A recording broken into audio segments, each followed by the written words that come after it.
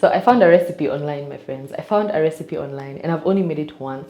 So I'm actually very afraid to make it for you guys. But I really loved it the one day I made it. So I'm just going to make it again. It's oatmeal, well, oat and banana cookies, 2-ingredient cookies. And again, if you know me, you know I like really simple things.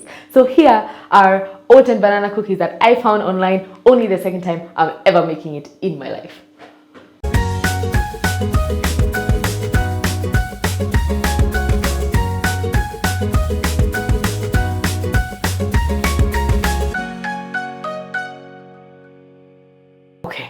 So 1 large banana and 1 cup of oats. Sounds so simple, right? Like I can't possibly do this wrong, right? I hope so. So here is 1 large banana that I have already chopped up. And here are my oats that I got in the supermarket. You can get these from any supermarket. Here is my measuring cup because I'm not going to do this wrong. I'm going to make sure I get this right because I'm on camera and I don't want to make mistakes. So hold on, let me get a fork so that I can mash up my bananas.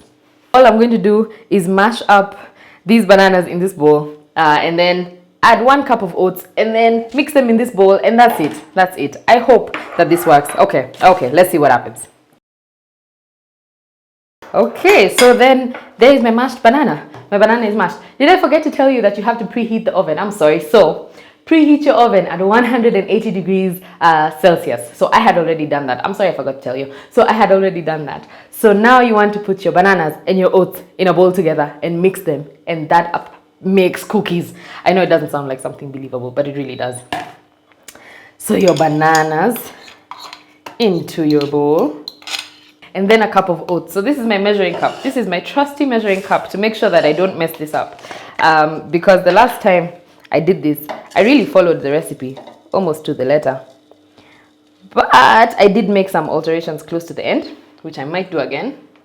We'll see what happens, because sometimes you really just need to figure these things out for yourself, because sometimes I don't know the size of the banana, how thick or heavy your oats are. All those things vary from person to person, so you really need to sort of wing it a little bit. So that's it. My bananas are in my bowl. I'm adding oats slowly to the bowl, and that is the whole recipe. I know it sounds crazy, but I'm just going to add a little at a time.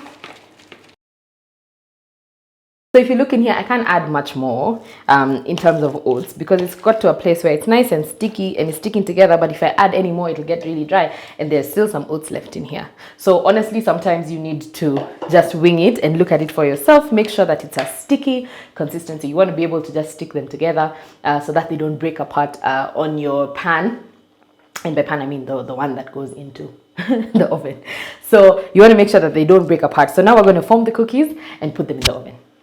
So at some point you're going to move from using your fork to some hand action, and your hands are very important here because we need to form the cookies because they're not going to spread out. Keep that in mind. It's not like a regular cookie that we just place onto the baking tray and then it spreads out. It's not going to do that. There are no fats in there. Well, there's the fat from the banana, but there's nothing that's going to really make it spread out. So you need to make sure to flatten it and shape it yourself. So that's where hand action comes into play. So you need to make sure you have some really clean hands. I'm going to bring my baking tray so that you can see it. I'm going to bring my baking tray so that you can see it. I have already pre-greased and put some foil on this. Also remember, there's very, very little fat in this cookie, so it's going to stick onto whatever it's on. So you want to make sure you need to grease the foil so that you don't get messed up and have like just cookies crumbling all over. Okay, grab a little bit, roll it into a ball, form it into a cookie, right? Something like that. And then place that on the tray. So you want to keep doing that. This should make maybe 10 cookies with 1 banana and almost a cup of oats. That should make about 10 cookies. I just want to show you guys how you can also alter these things. For the last 5, or 3, I have maybe 3 or 2 cookies left in there. I have some sultanas that I had in my kitchen. So let me find them and add them to this so that you can see that we can really put anything in them. So these are some sultanas I have left over from a different recipe. I want to add them to the dough that we've made so that you can see that you can really do whatever it is that you want with this and add any type of flavor that you want into it. People sometimes would use dried fruit, any other type of dried fruit. Sultanas, raisins work, chocolate works. Some people put chocolate chips in there, and then it becomes a little more decadent and a little more delicious.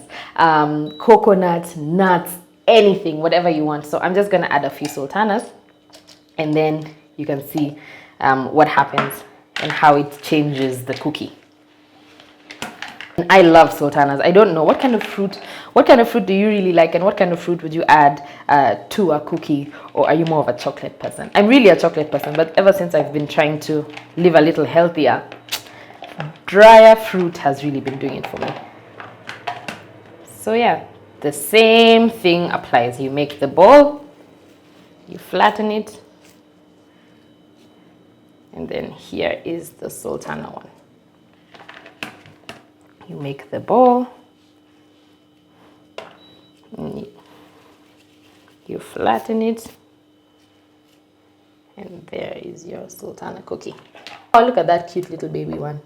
That's the one that's going to be the taste test one. You know how you always make a taste test item to make sure that you're not eating nonsense. So yeah, I pop this into the oven, and then, which has been preheating, remember 180 degrees. It's been preheating so far, so I'm just going to pop this into the oven, and then we're going to wait about 10 minutes. It takes about 10 minutes to make these, and then we are going to see what happens. I hope they come out really well, because remember, it's the second time I've made it, so I really don't want to mess up. It's been 10 minutes. Okay, it's been 12 minutes. It's been 12 minutes, but it's time to take them out of the oven. I'm so excited.